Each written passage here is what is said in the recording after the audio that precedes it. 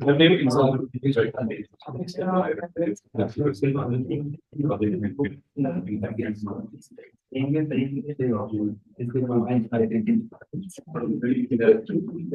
everyone, it's me, great pleasure to introduce Prahladh to all of you. Prahladh is a professor in TIFR.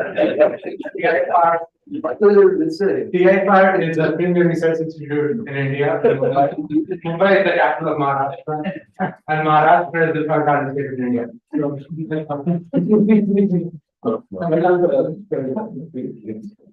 So I think speaking of work that you open did over here, actually this project was disappointing to me in some aspects because realized that I was not the most traveled collaborator among my co-authors. So Kumar Umans actually is currently kite surfing in the beaches of Brazil. This is joint work with Kumar, who is Brazil, Mrinal and Prahladh, who have to out here, and Samantha Ghosh, who is at CMI. This work is actually part of a question. What is Brazil? You've seen those pictures. I don't know if it's not shifting. It's a country in South America. Thank you. It's not a country in the world.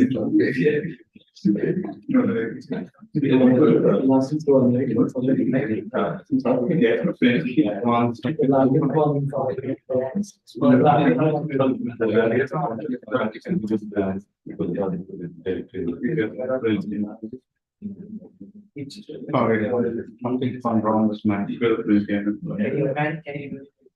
PowerPoint.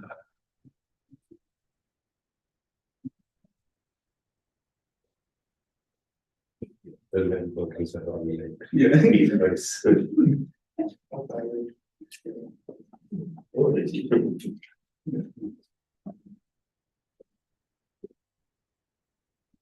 old times.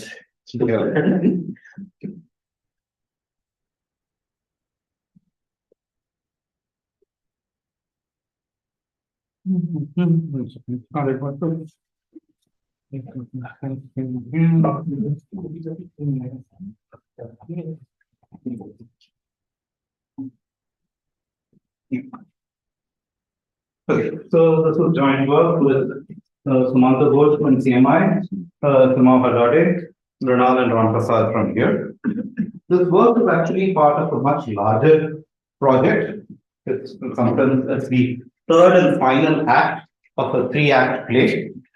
So this three-act play was in some sense conceived, written, directed, and acted out by Samantha Ghosh and Mrinal Kumar. So Simao, myself, and Prahladh joined the cast of characters for the third act of this play, which will be the main focus of my talk. But I will talk about what the result that all these three papers actually talk about. Actually, if we jog our memory a little bit,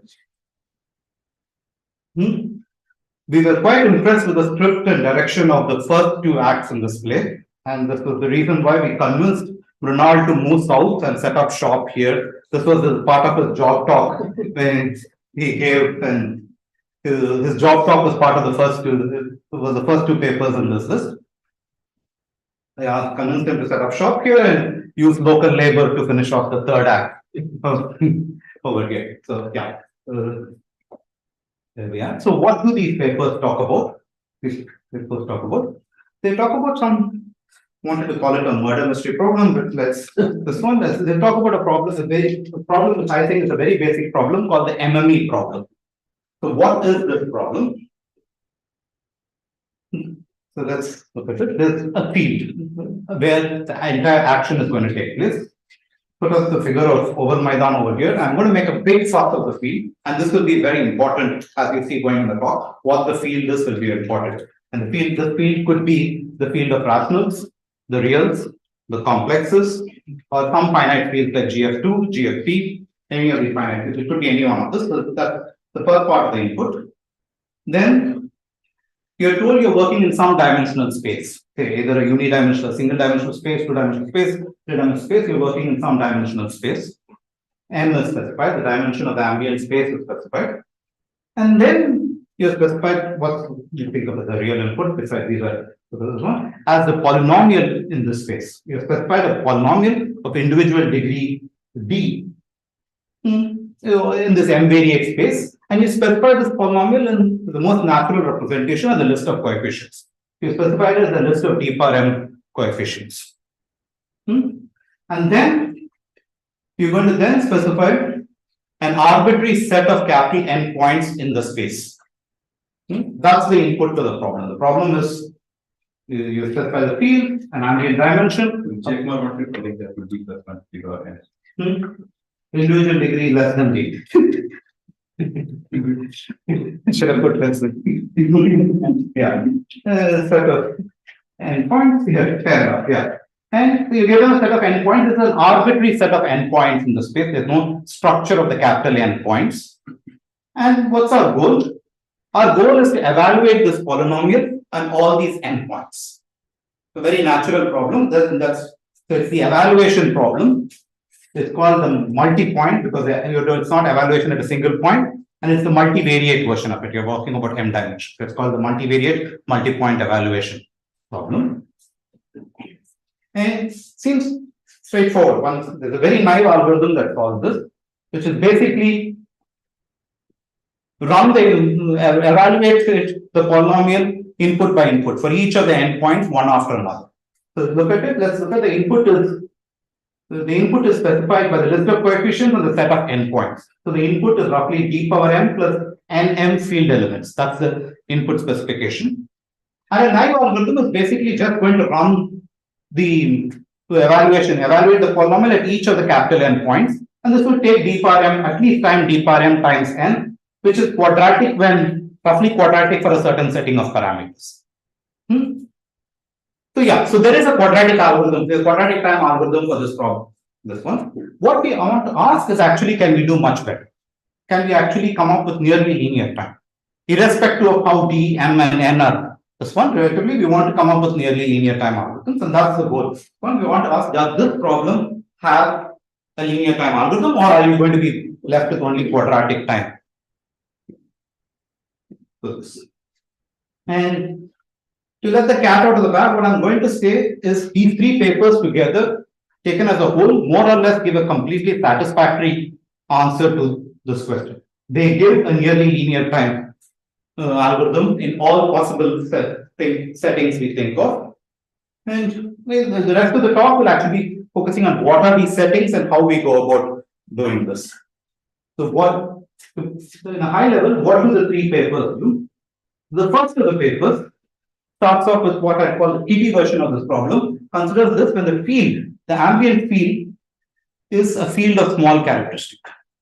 So in that case, it manages to solve the problem. It shows the MME problem is actually solvable in nearly linear time. Whenever the underlying field has a small characteristic, so it's like GF2 or GF3, it's one of these fields, then it can do it. And this was proved by Vishwas, Sumanto, Mrinal, and Chandra last year. Then you can ask, what about slightly large fields of slightly larger characteristic? So you move to fields with the slightly larger characteristic, but still finite characteristic. And very soon after their paper, Vishwas, Mrinal, Zayu, Sumanto, and Brith extended the previous algorithms to actually fields of all finite characteristics. So these two papers together basically solve the MME problem for all fields of finite characteristic, as long as the characteristic was not too large. What's the characteristic? It's the number of times you have to add 1 to itself to eventually get 0. For finite fields, this is a finite number, but for fields like the rationals, reals, there's no way you can do it, so these are fields of characteristic 0. So these algorithms specifically needed the fact that the characteristic was finite, was non-zero, and in those cases they were able to get nearly linear time algorithms. What was left open at the end of these two papers was what happens over infinite fields. What happens over infinite fields, specifically more specifically fields of the characteristic 0, like the rationals, the reals, or complexes. Is this problem still solvable in nearly linear time? And that's basically what this paper addresses. It shows even over these fields. Specifically, let's focus just for the special case of the rationals for the purpose of this talk, let's just focus on the rationals. It's a field of zero characteristic, it's an infinite field of zero characteristic, and we want to solve this problem over the rationals. And what this paper says is, even in this case, you can do it in nearly linear time. Questions on so that's basically the high-level summary of what the three papers do. And the way I stated it, I've been very unfair for the first two papers, except for the kiddie version. This is far from the truth. In fact, what I will convince you by giving the proof sketch is the magic that they weave in the first two papers is so potent that by just resorting to a few tricks from number theory, we are able to import the results for the finite characteristic result to the zero characteristic. That's basically what I'm sure. We're going to assume the result from the first two papers and then prove how we can extend it to the rationals. We'll focus just on the rationals for this. Rational to real is just straightforward continuity or something? So rationals, if not the way the problem is stated, it will be clear what's rationals and reals. I'll just come to that in a second. That kind of a straightforward step, right? Or there is something. You see we will shortly see that even what I mean by nearly linear time MME over the rationals or the reals is not a well stated problem. We'll have to state it, we'll have to go into it. And let's come to that first. So what I will do in the next few slides is actually try to understand why this problem is interesting, what's the history behind this problem, and then come to the actual case which we care for is the rationals or the reals case. So to start off with, let's start with the very basics of the problem. Let's work in the finite field setting, not the setting which we care about, the finite field setting. And let's go even more basic. Let's work with the univariate case. The dimension is just one. If you're given a univariate polynomial of degree d, and you're given n points, and you want to evaluate the polynomial on all the n points. There's a very special case of this problem, which you're all very, very familiar with. And what's this case? The Fourier transform. If the set of root points, evaluation points, happen to be the nth roots of unity, the field has the structure, has the nth roots of unity, then there's a very nice algorithm, the FFT algorithm, the classic FFT algorithm, which tells you how to do this. If you have it's a very recursive algorithm, it doesn't take the usual n square, that will tell d square in this case, but actually does it in d log d. Yeah. So for the special case in which the set of evaluation points has the super nice structure, we know how to do this, and this is the classic divide and conquer algorithm taught in undergraduate days. So essentially, you're assuming that all the endpoints are given ahead. You're asked to look at them directly. You're not doing one by one. You're given all of them ahead of that. In the setting where I have stated, we can also talk about this other thing. What the paper that I said will not have, you need to look at it ahead. The previous two papers do handle cases in which you can give them one at a time and also. Okay, so that's the classic algorithm which we learned in an algorithm course, the FFT algorithm, which does it when the n points are the roots of unity. Boroden and Monk in 1974 actually showed that this is not, you really don't need these n points to be the roots of unity. They could be an arbitrary set of d points in the one-dimensional space, and you could still have a constructor recursive algorithm that solves this, which runs it in d polylog d. It's not the same, the exponent of the log is not the same, but it does run it to d polylog. So Boroden and Monk, for the univariate case of this problem, they solved it, at least over all finite fields, they solved it over arbitrary set of evaluation. Now, okay, so that's more answer the univariate case very satisfactorily. Let's go on to the multivariate case. Let's even ask the simplest of the multivariate case. We're in a bivariate setting. There are two dimensions, there's an x dimension and y dimension. Do we know how to solve this problem? And this remained open for a very, very long time. The first breakthrough in the case problem actually happened due to Chris Umans, roughly 15 years ago, who showed that for the multivariate version of the problem, as long as the dimension is not too large compared to the degree, then they do exist nearly linear time algorithms for small characteristic fields, not for all fields, but small characteristic fields. Chris Umans showed this. And almost immediately after Umans' result, Kedlian joined forces with Umans to extend this to all finite fields, to all fields, not necessarily fields of small characters. The Kerne is with an extension of the Umans algorithm. But the key point to note is, unlike all the previous three algorithms, the fast Fourier transform, the Moradin-Monk, and the Umans algorithm, the Kerlea-Umans algorithm is a non-algebraic algorithm. What do I mean by a non-algebraic algorithm? So remember, they are given as a problem, they are given the input, which is a bunch of field elements as the input. Question is, what do you do with these? You have to evaluate the polynomial field elements. Typically, if it's an algebraic problem, you expect going to take two fields, add them or multiply them. If these are the only operations you do with the field elements, then I call it an algebraic algorithm. There's an algebraic circuit. You could do some other bizarre things with these field elements. You could go and look at some representation of the field element in some basis, go and look at the ith bit of that basis and find out if that, you could do also, you're writing a field element, you can do these things.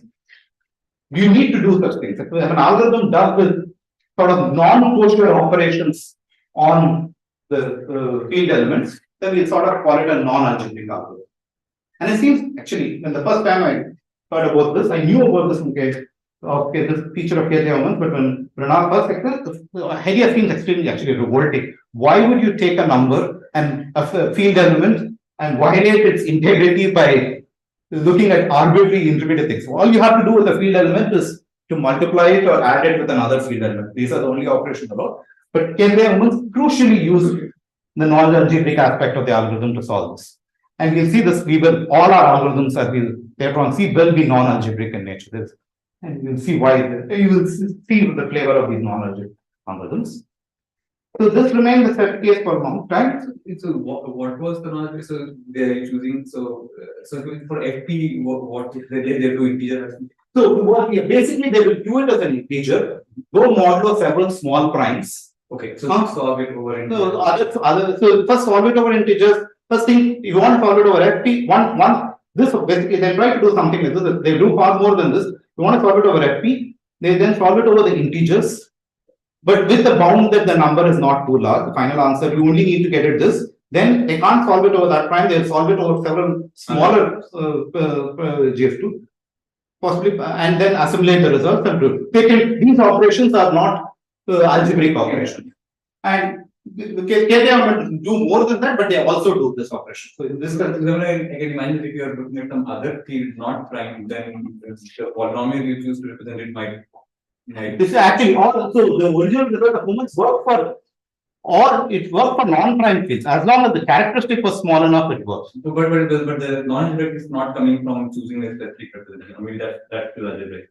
Which one? That is still algebraic. Yeah, If you're doing field, like if you're working in the field where your input is, or you're working in a extension of it, that is still. Even if the extension is the representation is chosen. If the degree of the extension is small enough, you can always sort of implement these operations as operations over the field. So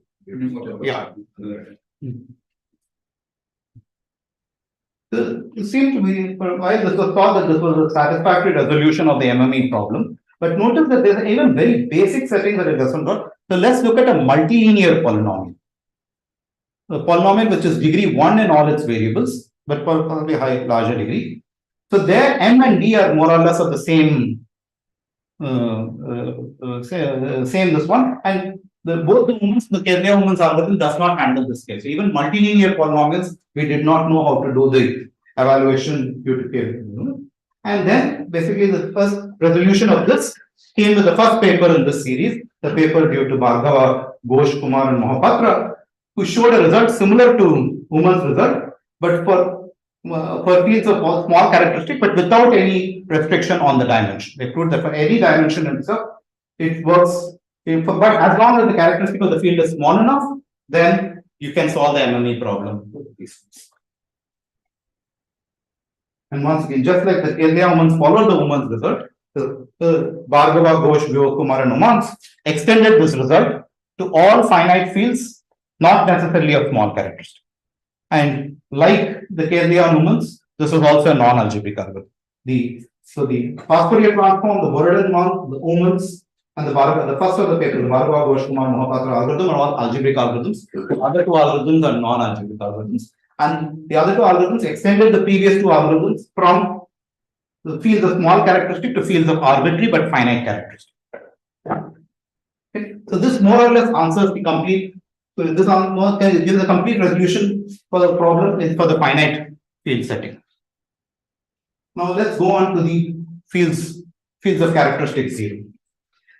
Characteristic zero. So in particular, the fields which we care about here are the rationals, the reals, and the complexes.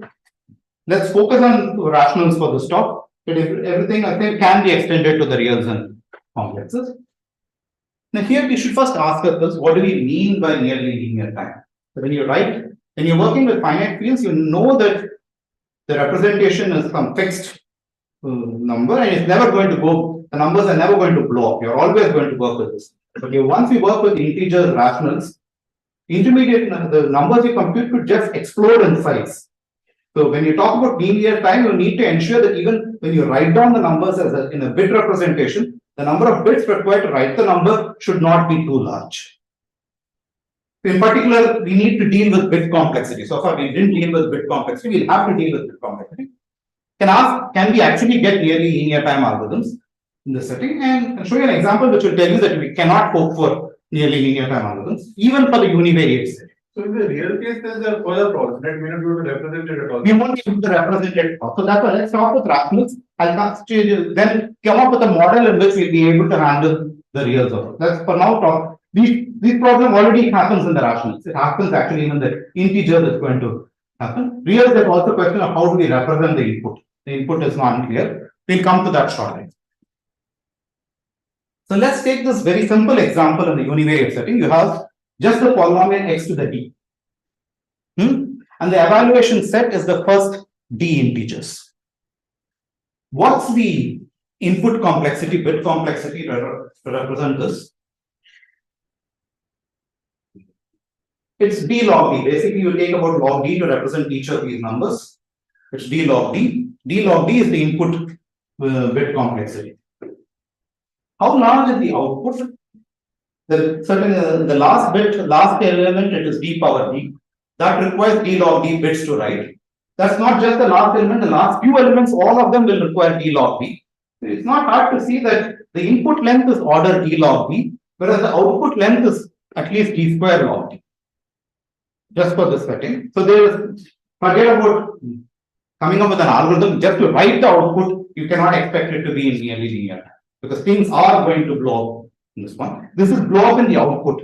It might be the case that actually the output might be small, but intermediate computations might actually require a lot of bit complexity. We need to keep track of all of this.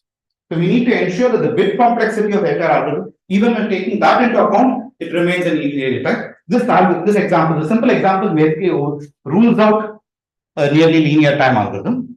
But we can ask, suppose we give the bit complexity as part of the input, that if we are allowed to run a nearly linear time in the output bit complexity, can we expect nearly linear time algorithms? So let's try to see how can we model this. We're going to change the problem a little bit. We're going to look at variants of MME. Once we work over the rationals or reals, so we can think of two different variants. One variant is which will actually answer all the questions that are asked with respect to the reals. We are never given, we can't be given a number exactly. We'll only be given a number to an arbitrary approximation. And the approximation factor is specified upfront. We are working with the T approximation version. That's both all the input field elements, all the output field elements, all of them, we only have T approximations to them. Basically, we are given this extra additional input parameter, which is an accuracy parameter or approximation or accuracy parameter T. And the input is some n field elements. And what we are given as, actually, you can think of it, in the rational cases, we can think of them as exact numbers, or the real case, we can give us as T approximations to this. That is, they all are, in what sense are they close? That is, each of the input elements are 1 by 2 power T additively close to the right number. And what we want for all the output elements, we would want to output n output field elements, which are not necessarily the right answer, but come very close to the right answer. They are within the right answer with an additive error of 1 over 2 to the t. Okay, so this is they're all rational. so here once you work on this, you could output rational. So for real also you can take care of this. The real you can, or any real number, if you specify a t, you can assume there's an oracle which tells you can give a t approximation to any bit of this one, and based on that, I will also give you an output answer up to that bit of accuracy. So this is a T approximate version. So this works as it's a very clean definition that works for the reals, the rationals. You can also extend it for the complexes and stuff. For the rationals, we can expect something more. We can ask actually, can I get told, can I lay my hands on the exact rational? If the final answer is a rational number, can ask for it. And then for the specific case of rational, we define another variant, which is the S, what we call the S exact version. That is, just like we specified an additional parameter T, we'll specify an additional parameter, which is how large is the out. When you write down the answers as rational numbers, how large are the numerators and denominators going to be? You possibly take S bits to write. So you want to output an integer pairs. This is a promise given to you that the output is all the output are rationals in which the input, numerator, denominator take at most S bits of precision to write them. Then you want to output n integer pairs P1, Q1, P2, Q2, P and Qn, such that the PIs are all of the right size, and furthermore, these are in fact the evaluations of the polynomials. So in the rational, we can ask for this question. So these are two things that we ask, and what's the new version of the problem? The revised goal is actually to obtain nearly linear time, not only in the input n, but also in the additional input t and s, t or s. So you want something which is nearly linear in n times t or n times s. So we can now ask, this will be a revised goal for the rational case. The same thing works for the test. So the algorithm knows this. So this the way we solve is that's going to be an issue. We can ask an algorithm is oblivious of yes or it knows yes. The way we solve it is the weakness of the algorithm. It needs to know s upfront for doing it. And it'd be interesting to know if you can do this without knowing yes, but guarantee that the output algorithm will run in time nearly linear in n times yes, which is the output complex. But if you can probably do some doubling trick and get rid of that dependence on it. No, so we don't know how to do that. We don't know when to stop. We don't know when the doubling trick. Usually for the doubling trick, you need to know when have you reached the right answer. We don't know how to do. I don't know how to do this. And that's why this doesn't answer Abhishek's question. This one, the algorithm needs to know it needs to know this extra bit of it needs to know this promise. Does it become simpler or harder if you ask for multiplicative approximation? For integers, probably should become simpler.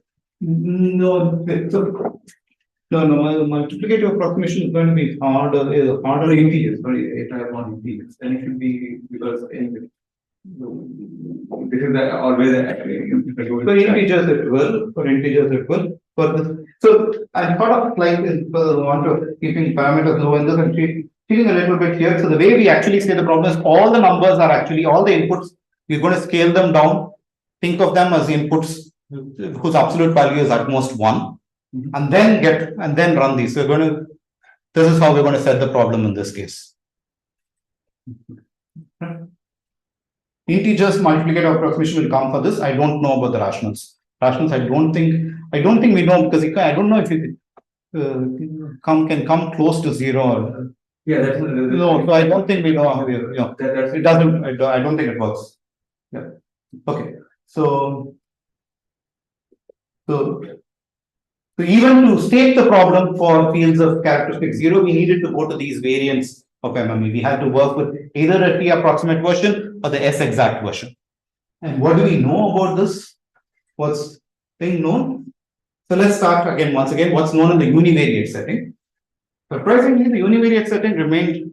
So recall, Borodin and Monk showed an algebraic algorithm that works for any field. It showed how to do it in n polylog n times. You're given a univariate polynomial to evaluate it on n points. This was an algebraic algorithm, so it works for every single field. The thing was, over finite fields, this algorithm was nearly linear time. For fields of characteristic 0, it might have taken n polylog n algebraic operations, but there was no guarantee that the intermediate numbers produced were nearly linear time. So I don't know how to do an analysis of Borodin-Monk to show that the Borodin-Monk algorithm actually yields a nearly linear time. So even the univariate case was unanswered till very recently. Borodin-Monk does not answer the case. We don't or one needs to go do a more careful analysis of Borel Monk to show that all the intermediate steps don't blow up in bit complex. So this number of operations is still Number of algebraic operations is this one. Each algebraic operation, the numbers produced might be very large. Yeah, as if you count it by algebraic operations, Borel Monk gives you n polylog n for the univariate setting. But I don't know, it's not a linear time algorithm in the way we think of linear time algorithm. So for fast Fourier transform, you can show that you don't generate big numbers. sure. Yeah. But borrowing numbers are arbitrary and And there are examples where it generates very large intermediate numbers, even if the final answer is small. Oh, okay. Yeah.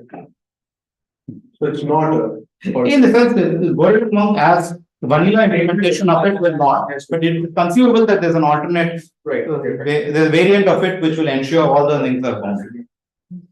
It was only as recent as 2021, Morose actually solved the T approximate univariate version in nearly linear time, in n times t, the T approximate version. So this was solved just a couple of years ago, and it exactly solved the T approximate version which I specified in the previous slide. And what we do is basically sort of extend or sort of generalize Morose's result to the multivariate setting. We prove the T approximated version in the multivariate, we get a similar this one, and we also get an S exact version.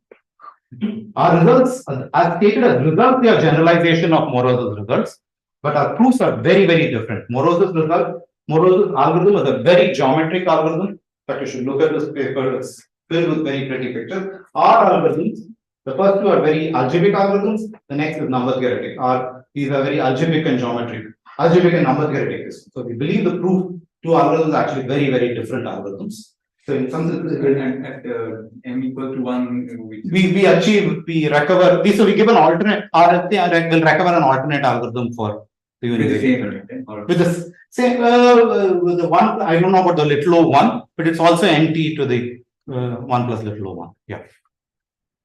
So it recover, if you don't, I don't know like how the little o ones compare, but it does recover more or less thing. And it's to the best of my knowledge, it's a completely different algorithm for the m equals 1 setting. So I don't know how to generalize Morose's algorithm. This is the generalization of Morose's algorithm. I think the one thing I remember from was that they actually put the NumPy implementation of it. Yeah. So we do recover Morose. You get the same lower order that you absolutely recover. Yeah, we don't have pretty pictures or NumPy implementation. The pictures are all only in the slides. I get to see a picture of this. We've been seeing fields all over the place. There's also a picture on the top. Okay. So what I will try to do in the remaining time is sort of give a proof outline. And what we're going to do in this proof outline, I'm going to basically assume the MME result for the first two papers. I'll assume that we do know how to solve it for finite fields, and then show why I can then import those results with some extra number theory tools to actually solve it over the rationals. Let's for now focus on the rationals. Let's forget about the reals. Let's just focus on the rationals. Questions? So first, this is what I'll try to do in the remaining 10 minutes. Okay. So let's start. Let's try to make an attempt to trying to come up with an S exact MME over the rationals. So basically, you're given the n input points and the polynomial, the TIFR and field elements, all as rationals. You're promised that all the input field elements, all the output field elements, all of them take at most S bits to write both in the numerator and denominator, and you want to solve this problem. That's our setting. How does one try to tackle this? A natural attempt to do this will be given this polynomial. You want to use the existing thing that we have done for prime fields and this ones. One thing you could do is first let's just clear all the denominators. It's a bunch of rational things. Let's clear all the denominators, and then we'll come to some integer problem, and hopefully we can use the techniques that were solved in the prime field theory to solve the S exact integer MME. This is one way we could tackle this. I want to claim both these actually steps have issues with them. The first step, if you want to clear denominators, suppose each of the denominators are actually a distinct prime. Then when you clear denominators, you're going to get the LCM of these primes, which is the product of all these primes, which is actually quadratically larger than the number of bits required to represent the product of the first n distinct primes is quadratically larger than the number of bits required to write down the first n primes. And so clearing with this step is just going to explode. This one we cannot afford to clear denominators. And no, in the sense that, I mean, like, once you clear denominators, every coefficient now becomes that. yeah, every coefficient is important. Yeah. And you and as integer MME, we don't yet know how to solve this. So we know how to solve the prime fields. So the first step runs into big issues. The second step we don't know, but nevertheless, what should we do? Let's go ahead and try to see if we can solve the second step. Let's try to solve the S exact MME. So now we're going to change question. We wanted to solve the S exact MME over rationals. Let's look at S exact MME over integers. So you're given a polynomial with all integer coefficients. You're promised that all the input field elements, of course, that you don't need it as a promise. It's given to you that they are all at most S bits. Take at most S bits return. And you also promise that the outputs will also take just S bits to write down. How do you solve this problem? What I want to know is you're going to use the fact that you have the solution for the prime fields. What's a natural way to do this? Take a very large prime. Huh? Take a very large prime. We will not take a very large prime. What we will do is actually we'll go several small primes and we'll just reduce the problem, go to several smaller primes, do CRT, solve the problem and do apply Chinese limit theorem, go on mod several small primes, solve the problem on several small primes, and then just assimilate the problem. And it's exactly that's all actually we do. And the key thing to notice is Chinese remainder, both the forward direction of Chinese remainder theorem and the reverse direction of Chinese remainder can be implemented extremely efficiently. And we know these fast implementation. So it's basically that you use the MME algorithm over prime fields. This is more or less what the previous two papers do. You need some more little work, but let's assume that we have this from the previous two work. Given that, you can just do it. This is the S exact MME over integer by just using fast CRT and fast reverse CRT. How to select the primes? You know this S exact and this one, you know how large the thing is. So you choose product primes so that the product of the primes is larger than 2 power S, and then go ahead and do this. Okay. Fair enough. So that will solve this issue. And the reason for not going one second. This is where you're using the knowledge base. Here, this is a knowledge big thing. Once again, the argument for not going just mod a single large prime will be how to find one. Yeah, I deterministically I don't know how to find it. If we could find it, that would do the job for us. Okay. Yeah. Okay, so this does S exact MME, which was a routine we wanted to do. Notice that this was a subroutine which we wanted to do to solve the S exact MME over rationals. And we saw that even if you have the routine, you're going to run into issues. But given that we have solved it, let's ask it. I don't know how to solve the S exact MME over the rationals. Let's ask if we can solve the T approximate MME over the rationals using this routine. So I have solved the S exact MME over the rationals, over the integers. Can I use this to solve the T approximate MME? And what I want to do is I want to go back to the same, the T approximate MME. I want to do the same thing. I want to sort of clear denominators. And now notice, if you care about why does this clearing denominators run into issues? Because all the denominators could all be distinct primes and this could blow up.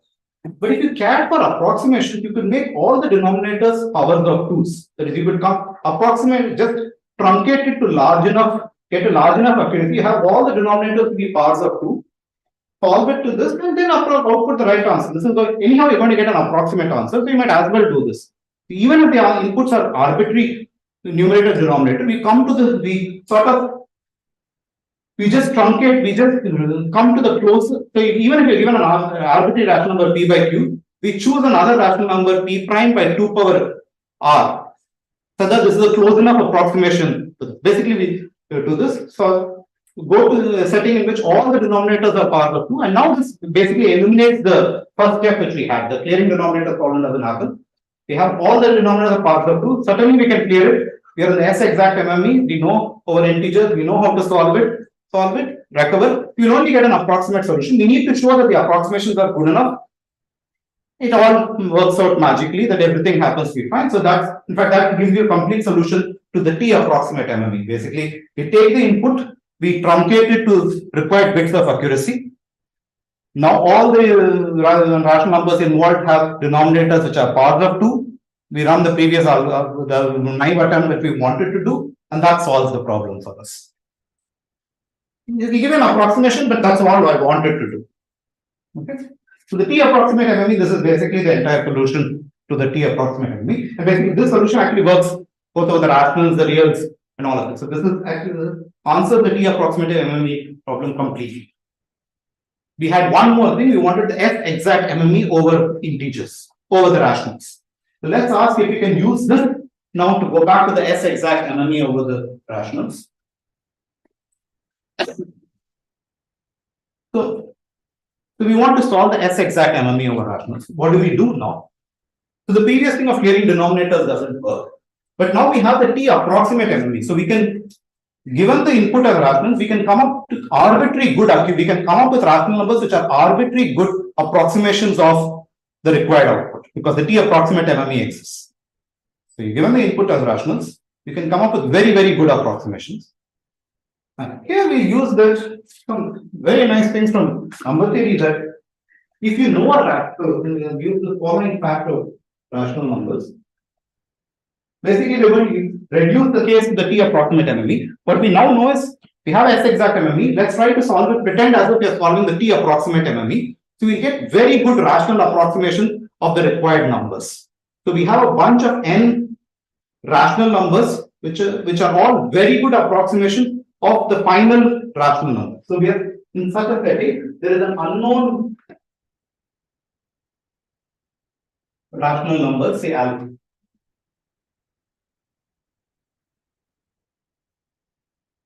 Alpha comma beta, with the promise that small alpha mod beta is less than 2 bar s. Both the numerators and denominators is 1. But we have a very good approximation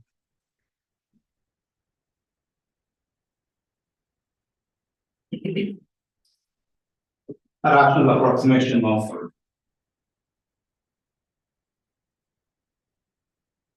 that is B, that is there exists, that is we have A and B. These are numbers which are possibly larger than this required, right? Let's say 2 for it takes 2s plus 1 bits to write them down, but we do know that alpha by beta is actually very, very close to this unknown rational number. Alpha by beta are your input. This is what we want to find out. This is the unknown rational number, but we have very good rational approximations to it. When you run the T approximate, you can. This is the number you want to lay your hands on. And you promise that there is the number is actually not of too large complexity. Using the T approximate, this one T approximate, you use the S exact already. The S exact over integers, not S exact over rationals. Okay.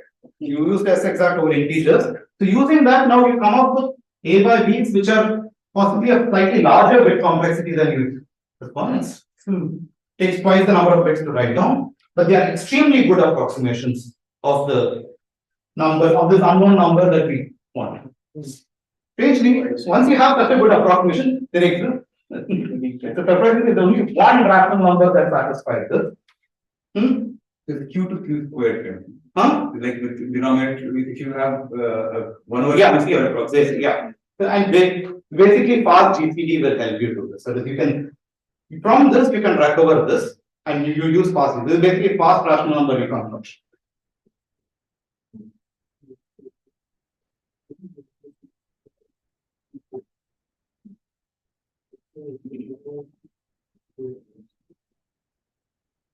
Construction. This in turn uses the GCD algorithm inside it. And GCD algorithm, we know there are fast implementations of GCD algorithm, therefore nearly linear time algorithm. Therefore, this can also be done everything in nearly linear time. So we can lay our hands on alpha by linear time. This is because we have the promise that is 2 power s.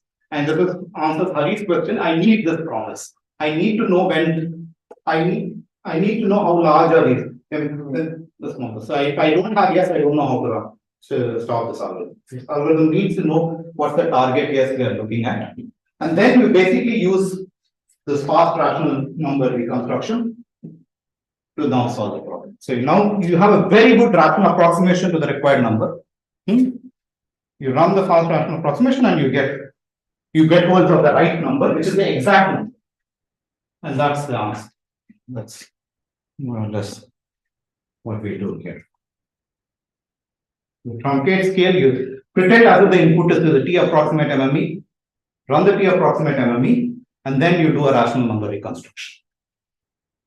And that's basically using the power of fast CRT and fast rational number reconstruction. We show that the first two papers that the algorithms produced there are powerful enough to actually extend it to the rationals and the real system. Yeah. So summarizing basically, So if you had like a number that is implicitly given as a solution of some algebraic polynomial equation, yeah.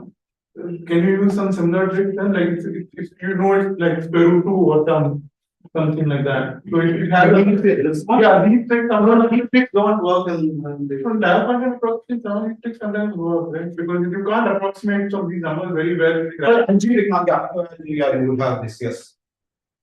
You could but what you still have here anyhow, you can only output it to approximation. No? So I can come to that I already had it. So algebraic number, if it's a rational number, what's the problem that we're trying to solve? If it is a rational number, this solves it. If it's an algebraic number, at best I'm going to expect to solve it to arbitrary bits of accuracy, which I have already solved, that your approximate version of it has already solved. but this I thought is a special case of the algebraic, but okay, maybe it's not. Yeah. No, I'm using it for the rational setting here to lay my hands on the exact rational. There I get closer and closer to the algebraic number, but that I've already done by the previous setting. I already by this just truncating to. But there maybe you can ask for getting the exact value, right? No, but then what does it mean to get an exact value for an algebraic? Probably polynomial evaluation of algebraic numbers are also algebraic, no? Yeah, but what does it? What output? What output? What do you represent? Square root 2. How do you represent the? Get the equation. Yeah, so this year we're working. I don't know how to work on this representative. Right now, everything is happening in the representative, giving things in this. So you're asking representations, and the answers of algebraic. You want a Equation. Yeah, equation. It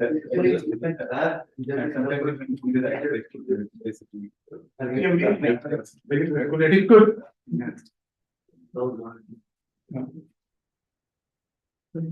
I think we basically show the problem over the rational reals and complexes. Linear time. Couple of let me draw the curtain from. Let me draw a couple of open questions that we have. So first thing is we have solved one side of the problem. We've given the polynomial and endpoints. We are evaluating it. This is the evaluation problem. If you're familiar with FFT, there's the other problem. There's the interpolation problem. If you're given the polynomial on enough number of points, can you go back to this? This is wide open. We don't know how to do this. Firstly, we don't even know, given a bunch of endpoints, can you nearly linear time tell that this is actually a sufficient, the corresponding multivariate Vandermonde matrix is full rank. I don't know how to say this in nearly linear time. That's an essential sub-algorithm that I need to be able to solve to do this. We don't know how to do this. The other is all our algorithms that you've seen are non-algebraic versions for this. I don't know. Can you either do lower bounds or can you actually come up with algebraic algorithms? We don't know either of these. To solve it for most fields, there are other fields certainly. You can ask a sort of question. Hari asks, you know that the answers are algebraic numbers, can you get them? If you're working on function fields, you can do. There are other fields certainly. This solves at least the most interesting field that has solved it. Similar techniques might work. It's open. Now let's stop with that.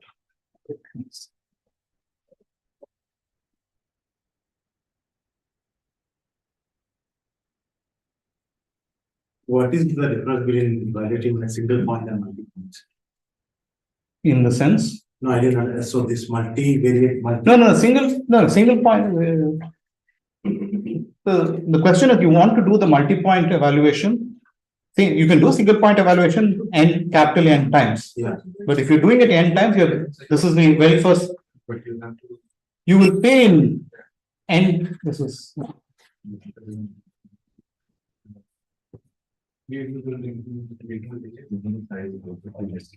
Escape and go.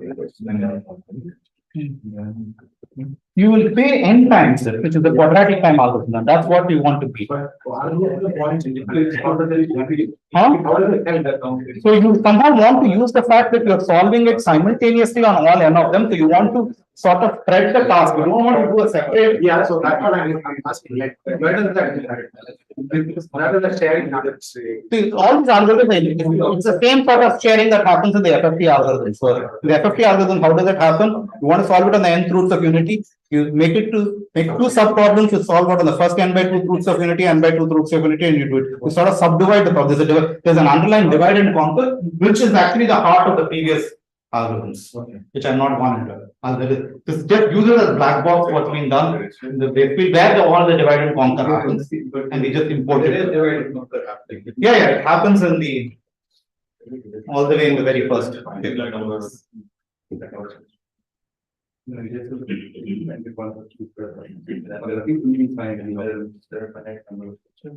More questions? It's worth mentioning. The multi-linear question that you mentioned at some point is over. All these algorithms require Excel drawing for everything. Yes,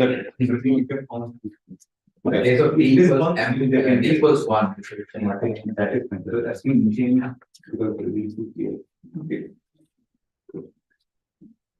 So then you want to solve it in this order. Yeah, so the input size is 2 to the n in that case.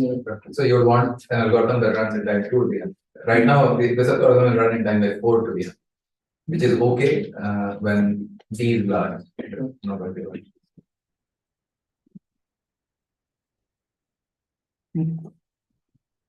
More questions? I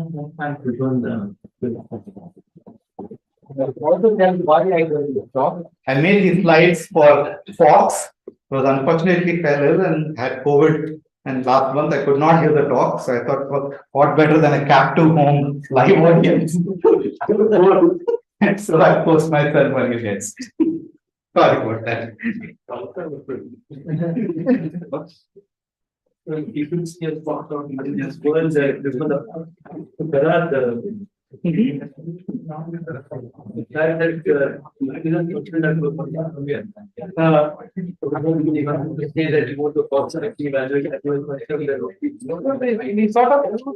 use that. We use it in sense you can.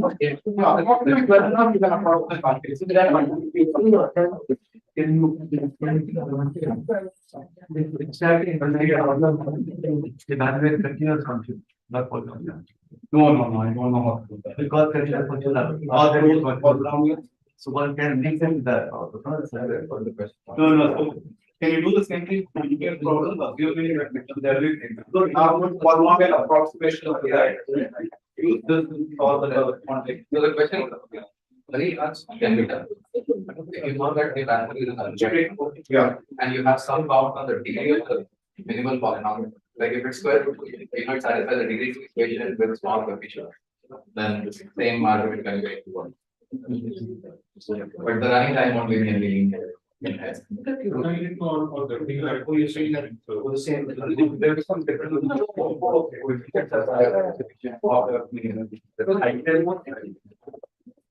And also the use this that's pretty bad, like all of it. Yeah, I mean, okay, both of us will. In general, they like the degree of the polynomial can go up like this. They give the sense of So, but you say so,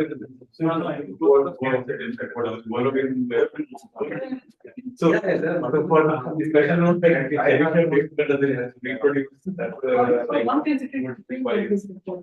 Yeah, so division not by yeah, like awareness of like kind more other kinds of yeah, like championship modes would be called. Then we are so the championship game.